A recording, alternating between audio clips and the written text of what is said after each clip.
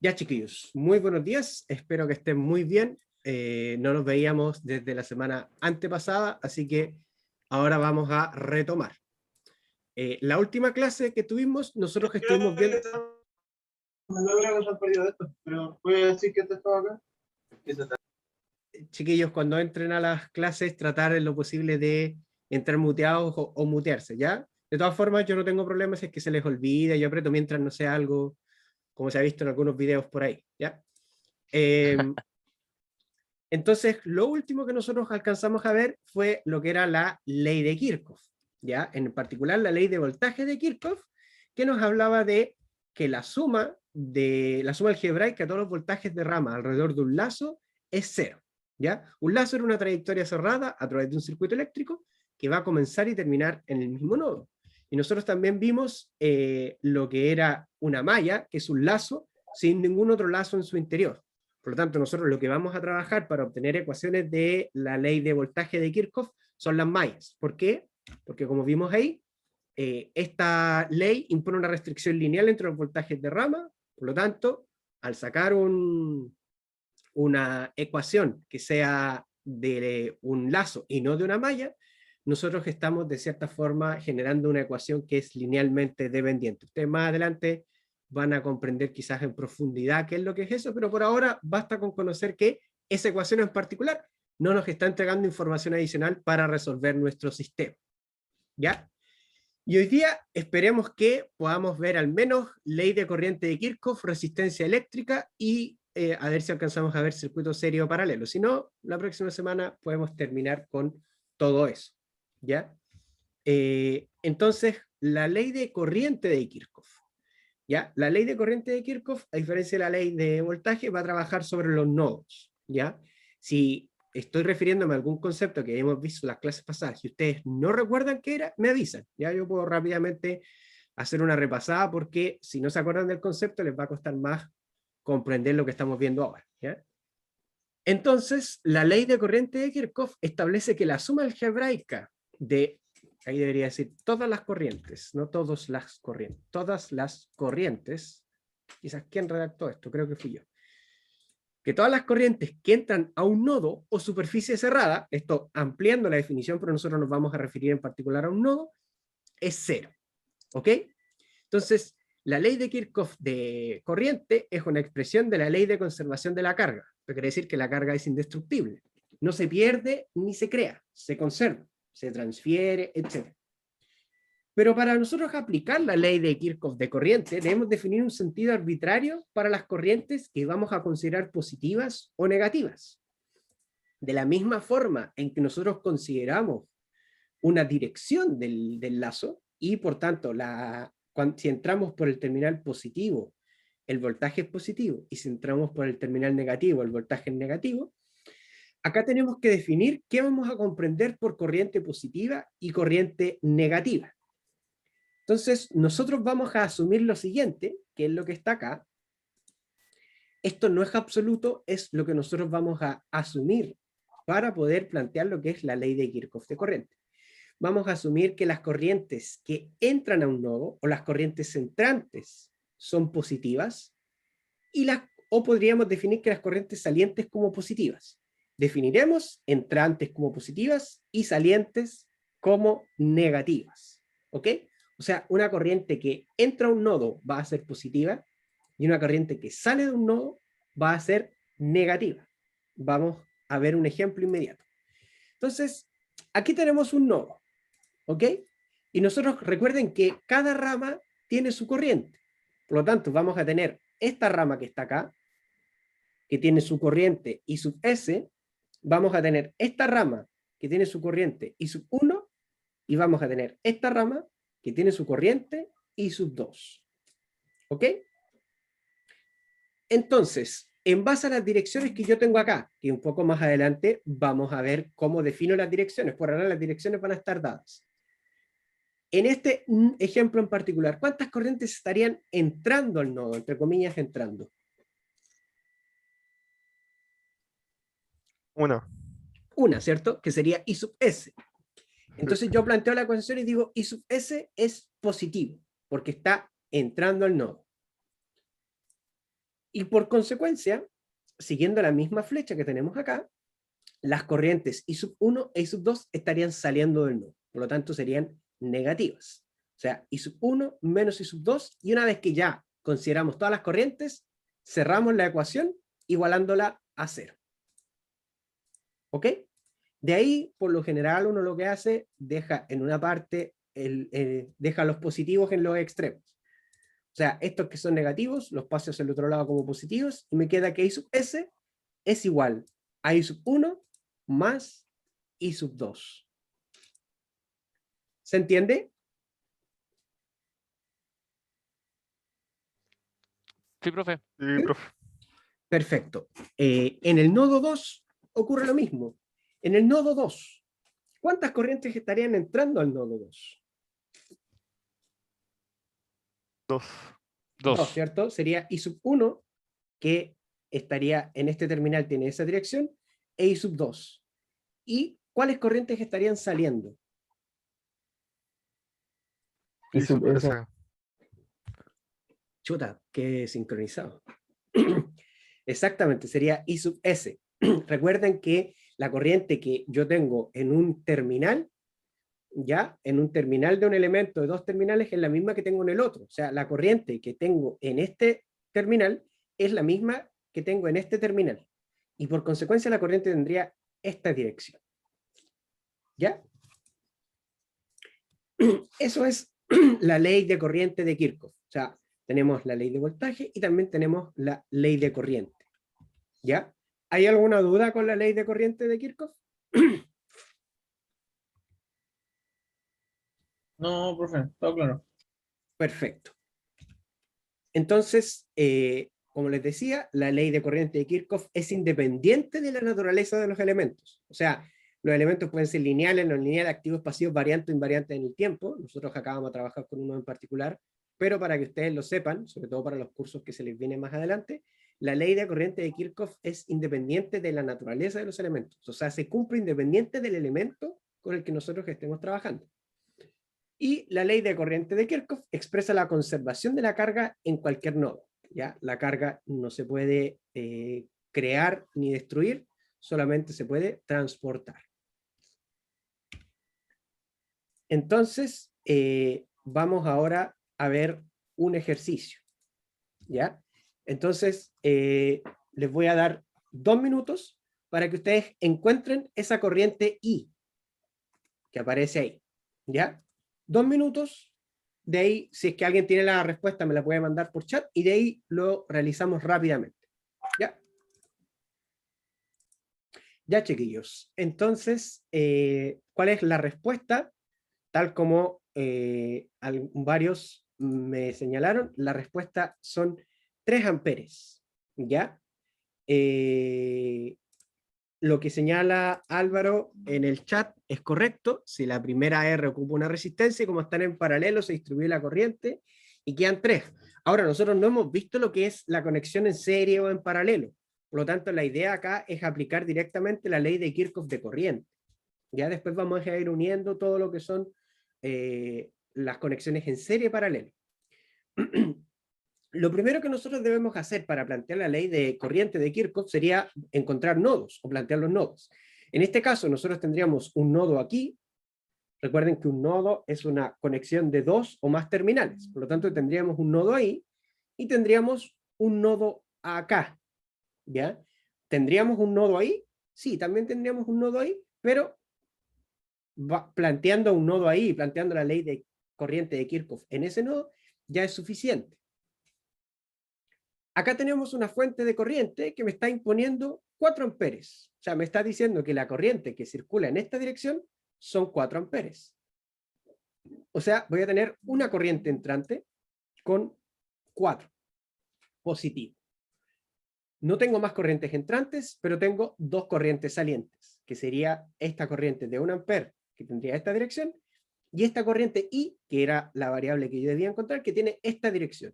Por lo tanto, me queda menos 1, que es esa corriente, y menos I, que es esta corriente. Y eso es igual a 0. Simplemente lo que realizo es despejar I, 4 es igual a 1 más i, finalmente el 1 se puede quedar ahí al otro lado incluso, esto podría quedar un poco más preciso y ponerlo de esta forma. Y finalmente me queda que, baja la redundancia, la corriente I es igual a 3 amperes, ¿ya? ¿Qué función cumple el nodo? El nodo cumple la función de unir los elementos. Son los puntos de conexión que yo tengo entre cada uno de los terminales. O sea, donde yo tengo un punto de unión entre dos o más terminales, yo puedo considerar que ahí tengo un nodo, ¿ya? Y me permite también modelar y realizar diferentes aproximaciones o trabajar de distintas formas, como por ejemplo plantear la ley de corriente de Kirchhoff. En realidad lo que sería un nodo sería una superficie cerrada en donde entran y salen corrientes. ¿Ya? Chiquillos, ¿alguna duda con este ejercicio? Con este... Profe, una Dígame. consulta, por ejemplo, lo que era el V era voltaje, ¿no? Si mal no me acuerdo, ¿no es cierto? ¿Correcto? Y como aquí estamos ocupando la ley de corriente, Uh-huh. de Kirchhoff, no se tomaban en cuenta esos voltajes, ¿verdad? Por eso se toman como 4 amperes. Claro, exactamente. El objetivo era aquí aplicar la ley de corriente de Kirchhoff. No quiere decir que sea la única forma de determinar cuánto es la corriente que circula por ahí, pero es una forma mucho más rápida que aplicar, por ejemplo, ley de voltaje, ¿ya? Aunque también se podría. Ya, perfecto, gracias. Lo mismo con este ejemplo, chiquillos, pero aquí tienen que encontrar cuánto es este voltaje V sub 3, ¿ya? Lo mismo, 2 minutos, los que llegan a la respuesta me pueden hablar por chat, yo les digo si sí o no, y de ahí lo revisamos entre todos. Ya, chiquillos, entonces la respuesta son 17 volts, ¿ya? Y ahora vamos a ver por qué. Cuando me piden encontrar un voltaje, no es que yo inmediatamente decir, con la ley de voltaje de Kirchhoff, no, pero por lo general uno tiene que ir viendo los ejercicios y llegar a la conclusión de qué es lo más práctico de utilizar. Siempre tenemos que acotarlo a las herramientas que hemos visto hasta ahora. Entonces, hasta ahora teníamos la ley de Kirchhoff de voltaje y la ley de corriente de Kirchhoff. Naturalmente, la ley de corriente de Kirchhoff no me va a servir mucho porque en todos los nodos que yo aplique, que tengo un nodo ahí, un nodo ahí, un nodo ahí, un nodo ahí, un nodo ahí, la corriente que entra igual a la que sale. Entonces no me va a servir mucho. Sin embargo, sí me sirve la ley de voltaje de Kirchhoff, en donde yo tendría que aquí hacer un lazo, ¿ya? Que en este caso, el lazo está realizado en esta dirección, ¿ya? Como el lazo está realizado en esa dirección, nosotros, voy a mover esto un poco más acá, ahí. Como está en esa dirección, nosotros vamos diciendo, ok, entonces si entro en esta dirección, voy a tener B sub S2 positivo, estoy entrando por el negativo, B sub S1 negativo, entro por el positivo, B sub 1 positivo, también entro por el positivo, B sub 2 positivo, y B sub 3 también positivo. Como ya cerré el lazo, igualo a 0, ¿ya? El 50 es negativo, ¿por qué? Porque yo me estoy dando esta dirección del lazo, ¿ya? O sea, lo voy a dibujar de una forma un poco más clara. Yo sería esa dirección, así, así, así, y yo lo estoy recorriendo en esa dirección, ¿ya? Entonces, como lo estoy recorriendo en esa dirección, yo estoy entrando por el terminal negativo de B sub S1, ¿ya? Por eso B sub S1 es negativo, porque estoy entrando por ese terminal, ¿ya? No es que esté opuesto al lazo, ¿ya? Porque eso puede generar confusión entenderlo de esa forma. Lo que estamos haciendo es que, en base a la dirección con la cual yo estoy recorriendo el lazo, estoy entrando, entre comillas, por el terminal negativo de B sub S1, ¿ya? ¿Queda claro por qué es negativo?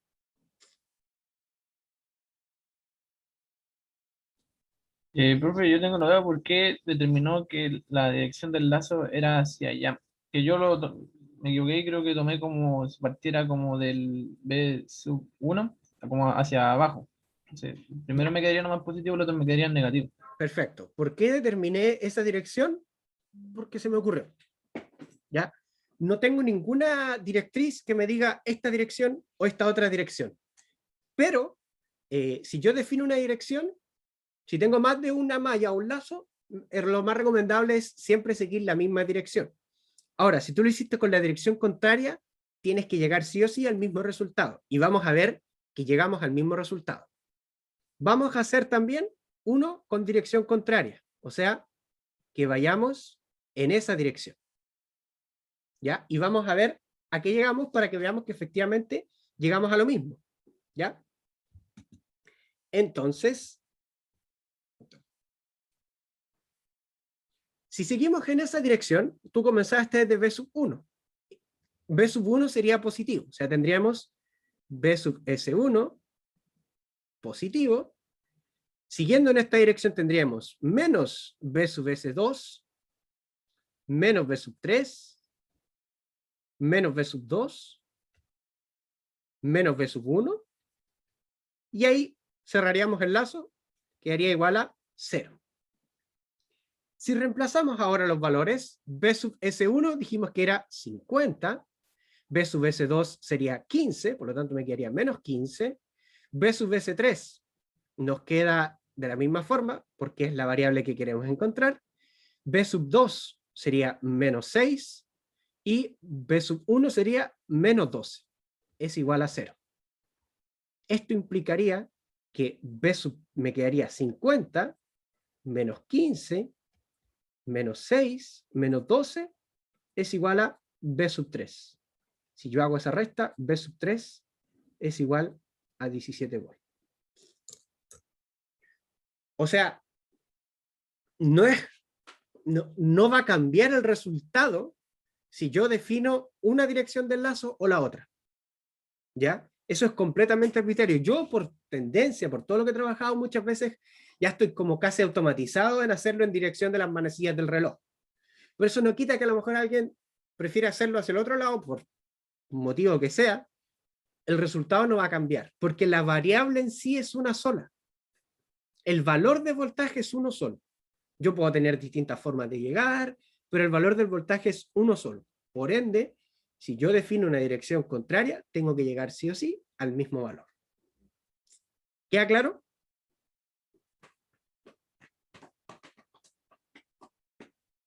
¿Hay alguna duda hasta acá?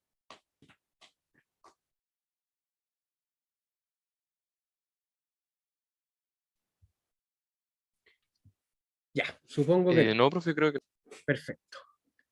Entonces, con eso damos por terminado lo que son las leyes de Kirchhoff de voltaje y de corriente, y vamos a ver lo que es resistencia eléctrica. Si hoy día logramos terminar por completo resistencia eléctrica, vamos a quedar bien a tono, porque la otra clase vemos conexión serie paralelo y hacemos un ejercicio. Entonces, cuando nosotros comenzamos este capítulo, empezamos a decir que íbamos a ver las variables eléctricas fundamentales, que por lo general son corriente, voltaje y resistencia. Definimos corriente, tasa de cambio de la carga respecto al tiempo. Definimos voltaje, cantidad de trabajo necesario para desplazar una carga. Y ahora vamos a definir lo que es resistencia eléctrica. Entonces, ¿qué es la resistencia eléctrica? La resistencia eléctrica es una característica de cada elemento. Pueden ser conductores, semiconductores o aislantes, que desde el punto de vista eléctrico, todos los elementos se dividen en esas tres categorías. La resistencia de un elemento denota la capacidad que tiene para resistirse al flujo de circulación de cargas eléctricas o electrones. O sea, la capacidad que tiene para resistirse a la corriente. ¿Ya? Cualquier dispositivo que yo conecte a un circuito eléctrico posee en sí una resistencia al flujo de la corriente eléctrica. O sea, todos los elementos tienen una resistencia. ¿Ya? Sin excepción. Puede ser muy baja la resistencia. Ahora, hay investigaciones bastante recientes que han logrado elementos que tengan resistencia cero. Pero naturalmente eso sería ya otro tema y sería muy complejo incluirlo en todo este análisis. La idea es conocer las bases y los fundamentos. Quizás en 30 años más la electrónica ya se salte esto porque todos los elementos tengan cero resistencia. Pero quizás no estoy ni vivo en 30 años más. Entonces, ¿de qué depende el valor de la resistencia de un elemento? Va a depender de tres factores. Va a depender de qué tan largo sea el elemento, ¿ya? O sea, aquí se ve qué tan largo sea. Va a depender de su área de sección transversal, o sea, el área que tiene acá el elemento, y va a depender de un coeficiente ρ llamado resistividad. El largo y el ancho de esta sección transversal yo lo puedo modificar. Mientras más largo tenga un elemento, mayor resistencia. Mientras más pequeña sea el área, va a ir cambiando la resistencia mientras más grande sea. ¿Ya? Se definen por esta relación. Pero el elemento que yo no voy a poder cambiar es la resistividad, que es algo intrínseco a cada elemento. ¿Ya? Ahí podemos ver cómo son las resistencias de forma real, un par de memes infaltables. Nosotros por lo general asociamos la resistencia a un cuadradito o alguna simbología, que la vamos a ver en un rato, pero en la realidad las resistencias se ven así, con esa banda de colores que denota cuál es el valor de cada resistencia. Y ahí que ustedes, poco más adelante, para los que no sepan, van a poder aprender a leerla. Efectivamente, parece un emboque, de hecho no lo había pensado así. Pero es emboque, no enfoque. Entonces, les comentaba que nosotros vamos a tener un material y la resistencia de este material depende de su largo, o sea, mientras más largo es, mayor resistencia hay. Va a depender de su área, mientras más grande sea el área, menor resistencia hay, y mientras más pequeña sea el área, mayor resistencia hay, y de la resistividad, que es una característica intrínseca de cada elemento. Ahí podemos ver distintas resistividades de los conductores, son muy pequeñas, o sea, del orden de 10 a la menos 8. Tenemos de los semiconductores, que como ven, no son tan pequeñas como de los conductores, pero tampoco son tan grandes como los aisladores, por ejemplo, en donde su resistividad es muy grande. Paréntesis, como dato, estos elementos, los semiconductores, hay escasez de semiconductores. Eso es lo que ha generado la escasez de, o uno de los motivos de por qué hay escasez de autos, por ejemplo, o escasez de la GPU, o de las consolas de nueva generación. Es porque hay escasez de semiconductores. Las fábricas no están dando abasto para la demanda de semiconductores. Ha implicado que muchas cosas suban de precio. ¿Ya? Ahora, la resistividad de los semiconductores nosotros la podemos controlar agregando otros elementos, ¿ya? Pero nosotros lo que estamos haciendo es cambiar la constitución del elemento, ¿ya? O sea, ya no solamente, por ejemplo, tendríamos silicio, sino que tendríamos, por ejemplo, silicio con fósforo, ¿ya? Y ahí sería otro elemento en sí, sería un compuesto, ¿ya? Entonces, eso es la resistencia eléctrica. ¿Hay alguna duda con esto?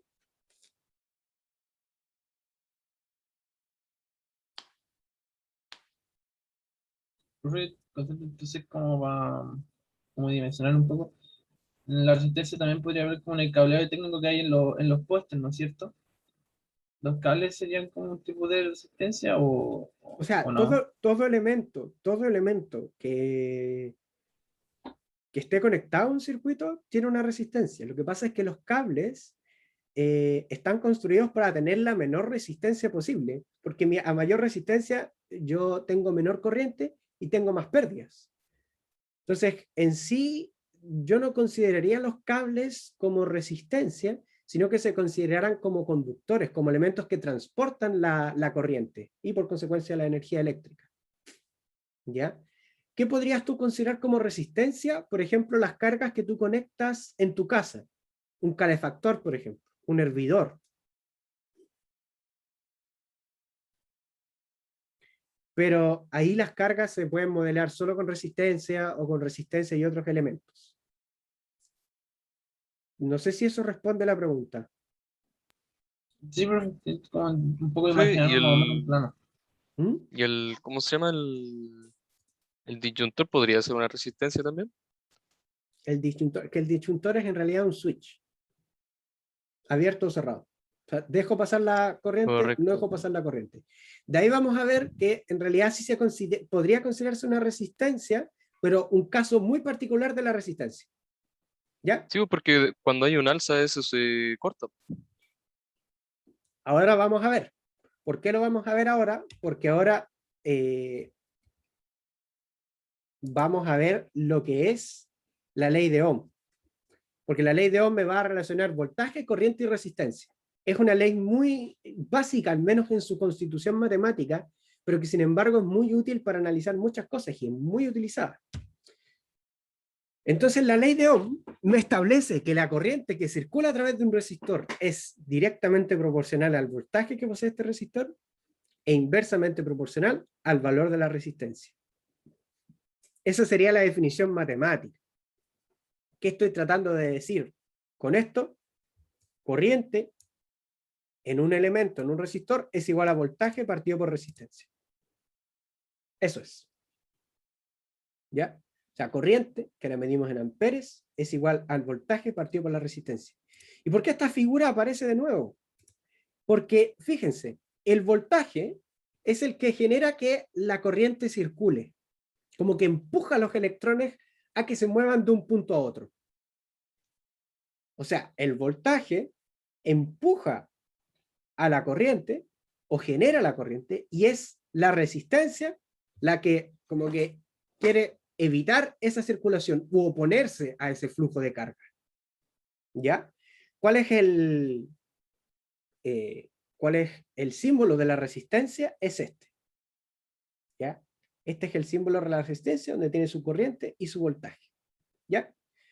Entonces, en este mismo, la ley de Ohm funciona e implica que yo, de las tres variables fundamentales, basta con que conozca dos e inmediatamente voy a poder conocer la otra. Si conozco voltaje y resistencia, conozco corriente. Si conozco corriente y voltaje, conozco resistencia. Si conozco resistencia y corriente, conozco voltaje. ¿Cómo podría calcular la resistencia en base a la ley de Ohm? Sería voltaje partido por corriente, y la resistencia, ya habíamos visto, es la capacidad del elemento para resistirse al flujo de corriente. Y también está el inverso de la resistencia, que es lo que nosotros llamamos la conductancia, que es una medida de lo bien que un elemento puede conducir la corriente eléctrica. Nosotros acá vamos a hablar por lo general de la resistencia de los elementos, pero hay algunos casos que ustedes van a analizar, por ejemplo, en circuitos electrónicos 1, un poco más adelante en la malla, en donde también se va a trabajar con lo que es la conductancia, y en algunos casos es más práctico trabajar con lo que es la conductancia. ¿Ya? Ahora, la ley de Ohm también me va a generar casos críticos, y ahí viene lo que preguntaba el compañero. ¿Cuáles van a ser los casos críticos de la ley de Ohm? El circuito abierto y el cortocircuito. El circuito abierto, cuyo símbolo es este, voy a poner un rojo, el circuito abierto se denota de esta forma. El circuito abierto, su corriente en este elemento, la corriente es igual a 0. Esto que está acá es un símbolo matemático que dice significa para todo. Para todo. Entonces vamos a tener que su corriente va a ser igual a 0 para cualquier voltaje o para todo voltaje. Para cualquier V. Si ustedes lo observan acá en este gráfico en donde relacionamos voltaje con corriente, el voltaje puede subir, puede bajar, pero la corriente siempre es 0. O sea, no hay circulación de corriente. Y este es un caso particular en donde podemos considerar que la resistencia tiende a infinito. O sea, el elemento o la resistencia se opone totalmente al flujo de corriente eléctrica y evita que se genere una corriente eléctrica. Y por otro lado, la conductancia tiende a ser 0. Entonces, cuando el compañero hablaba del disyuntor, si el disyuntor está abierto, nosotros tenemos un circuito abierto, porque estamos evitando la circulación de corriente. ¿Se entiende?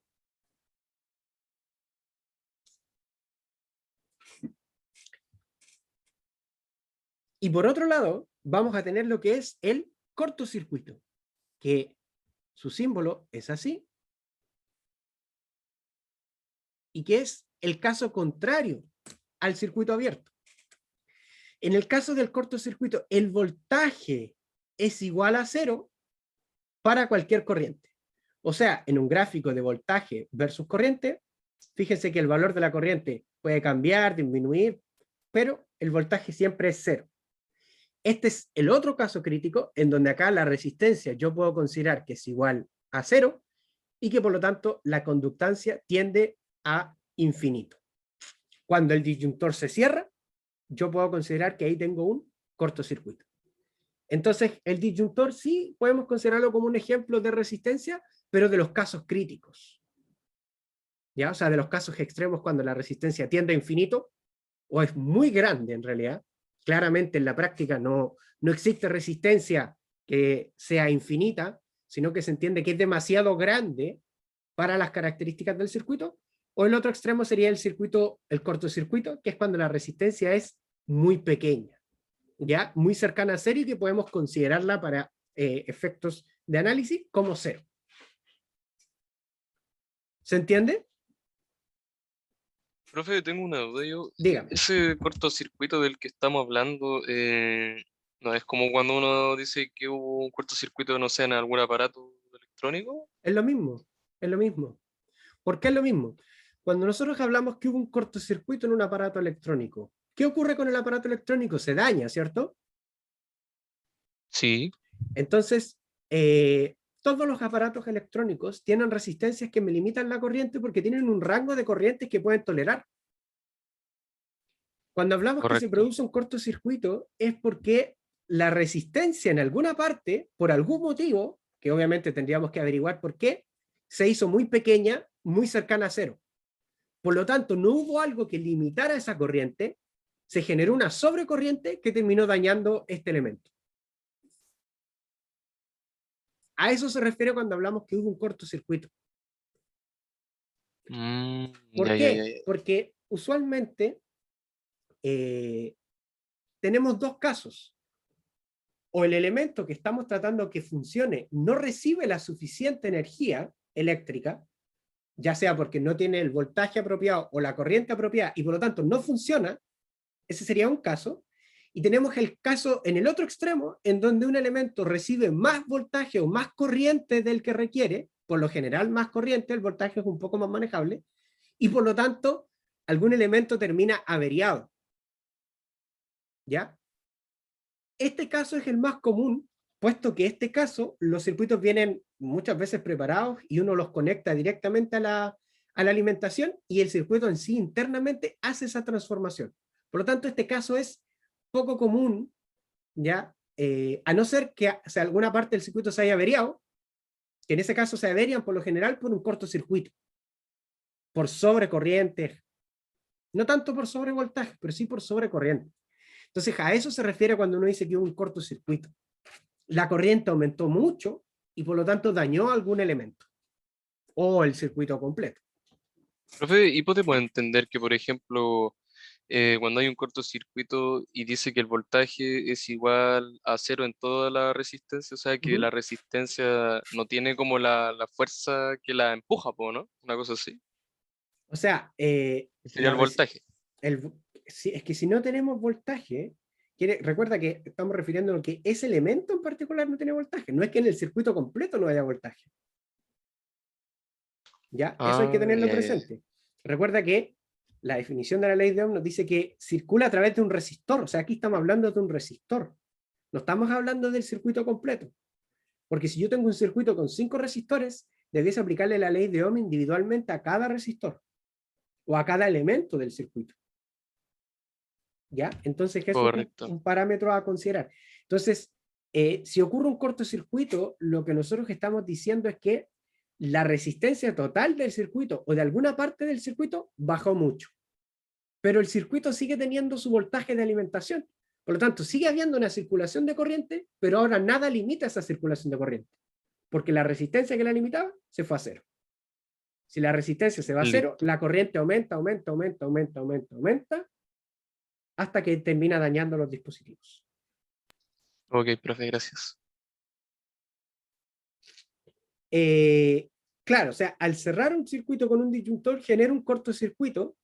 No es que el circuito en sí claro, sí, podríamos considerar efectivamente que el circuito tiene la capacidad de que ese cortocircuito no lo dañe, porque está diseñado para que ahí haya un circuito abierto o un cortocircuito. Es diferente a cuando ocurre un cortocircuito con algo que no está diseñado para recibir ese tipo de corriente. ¿Ya? Entonces, el disyuntor trabaja con circuito abierto o circuito cerrado, pero el circuito en sí está preparado para recibir ya sea un circuito abierto o un cortocircuito. Porque la limitación de las corrientes no está en el disyuntor, está en otros elementos. ¿Se entiende? ¿Hay alguna otra duda hasta acá, chiquillos?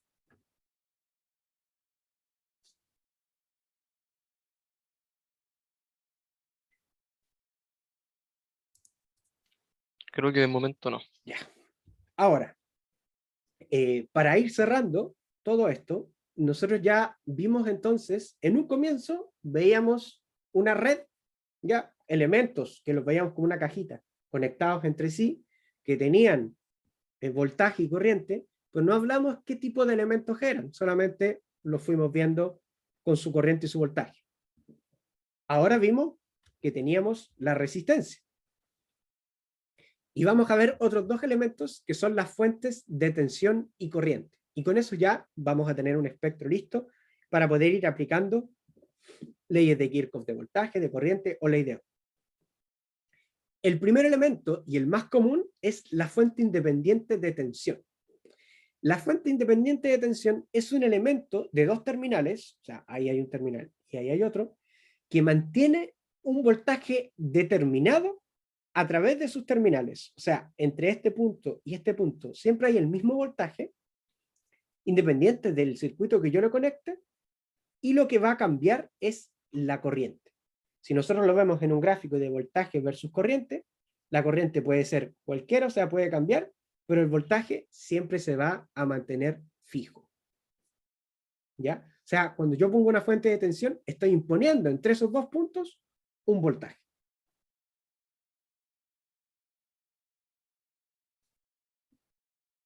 ¿Queda claro? Exactamente, la corriente va a depender en este caso de las cargas o del circuito que yo le conecte a esta fuente.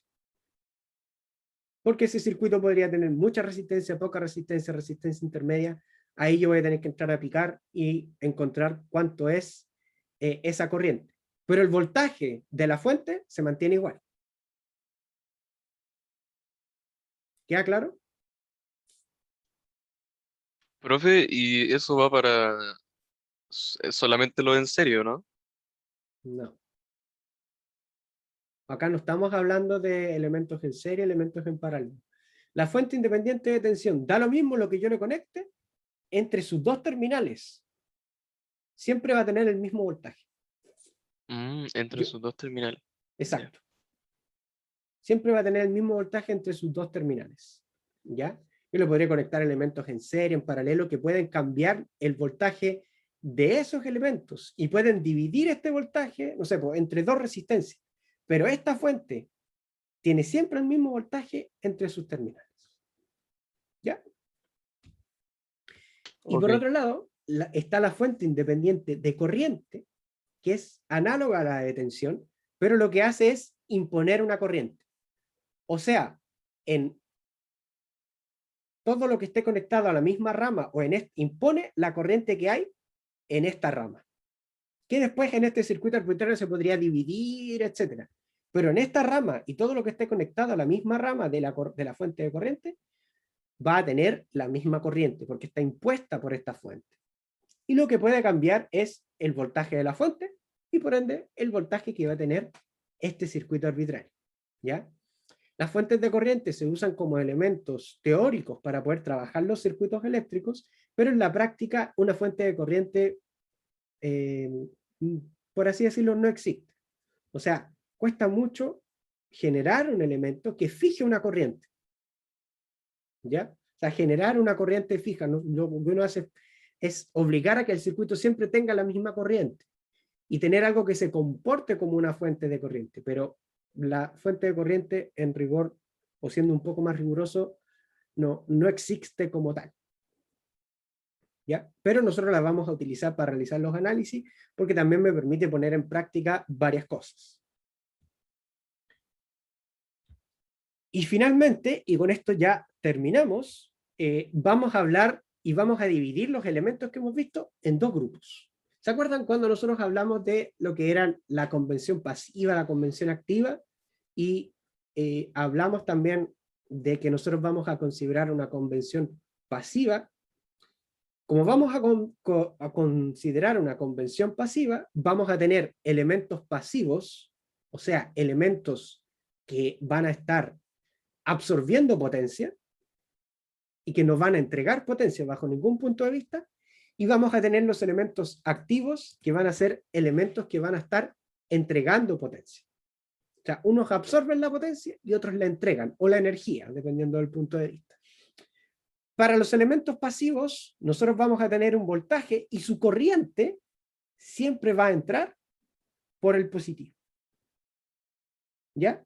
O sea, la corriente de los elementos pasivos siempre va a entrar por el terminal positivo.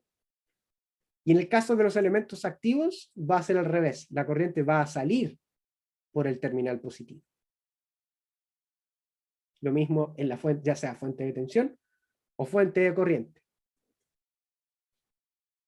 ¿Ya? Entonces vamos a tener elementos pasivos, que aquí están representados con esta cajita, pero que los elementos pasivos que conocemos nosotros ahora son las resistencias, y vamos a tener los elementos activos, que van a ser la fuente de tensión, que vimos recién, y la fuente de corriente. Chiquillos, ¿alguna duda con esto? ¿Alguna duda hasta acá?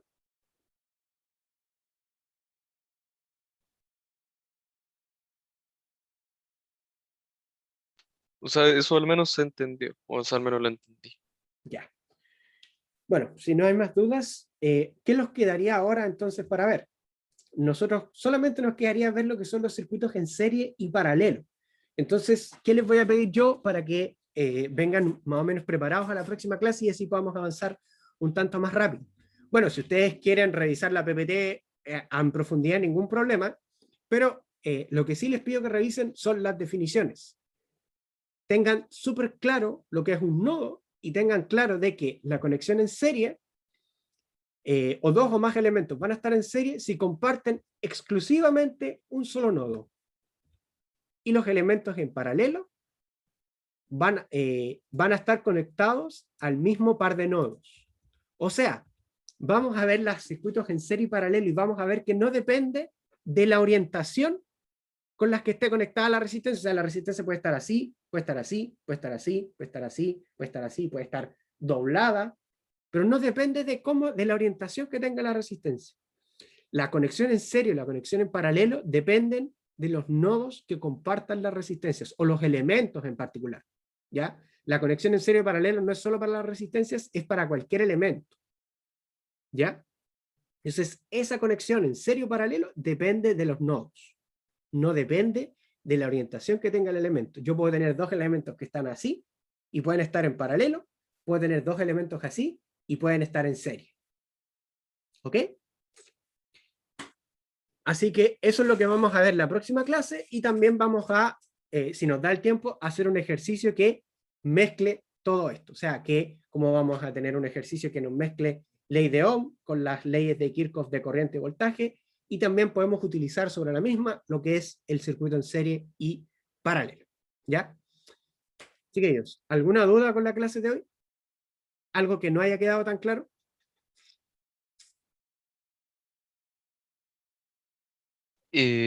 Profe, no sé si podríamos devolvernos a la ley de corriente de Kirchhoff.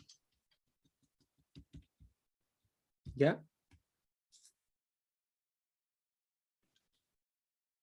Eso no me quedó tan claro.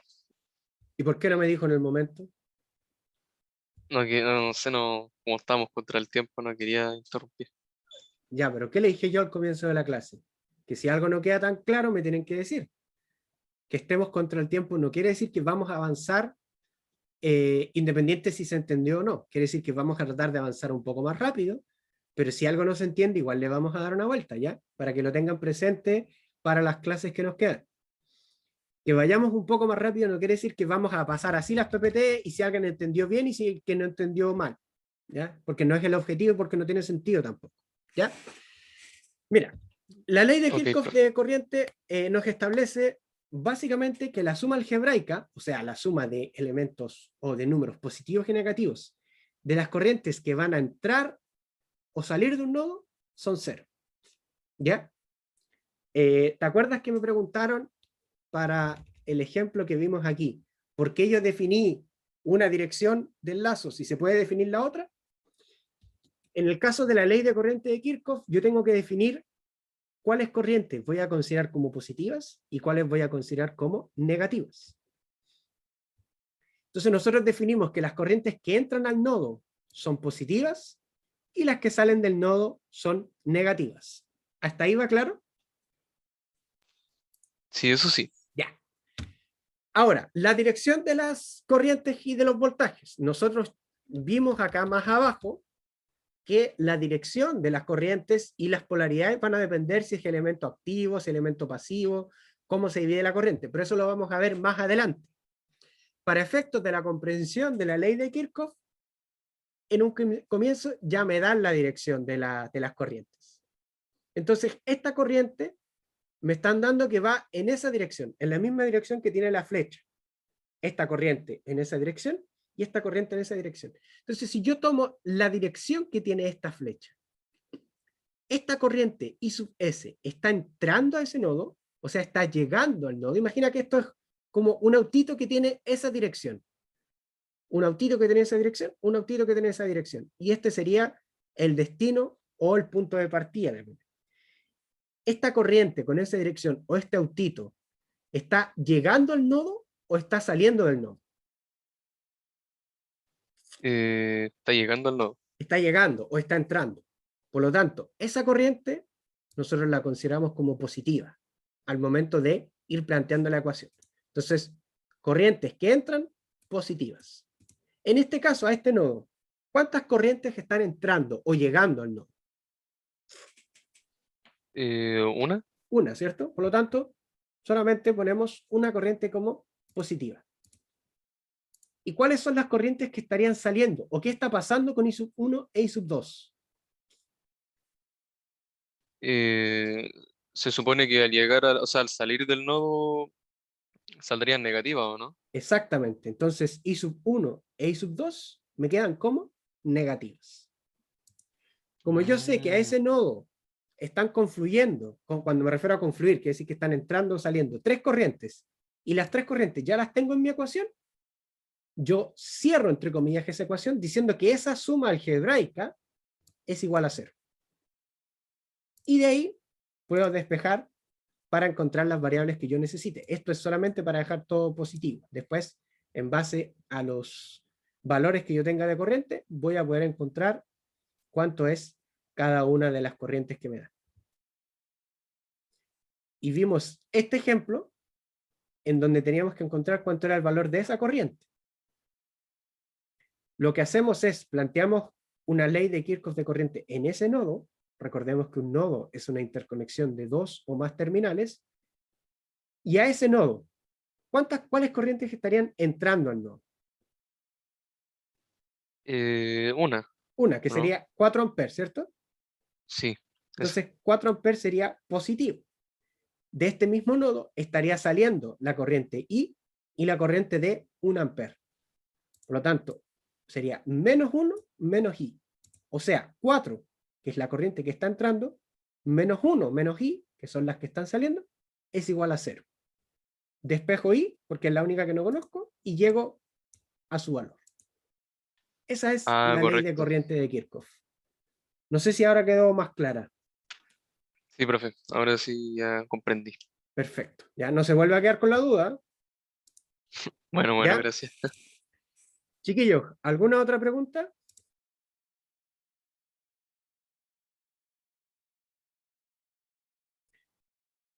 Ya, si no hay más preguntas, entonces quedamos hasta acá. La próxima semana recuerden repasar bien lo que es un nodo. Ya las conexiones son un nodo, interconexión de dos o más terminales. Dos o más, no olviden eso. y vamos a ver lo que son los circuitos en serie y paralelo, y ya vamos a comenzar a ir haciendo ejercicios, ¿ya? Así que les vaya muy bien, que tengan una excelente semana y nos vemos el próximo lunes. Chao, chao, que estén bien. Gracias, Profe, profe. gracias.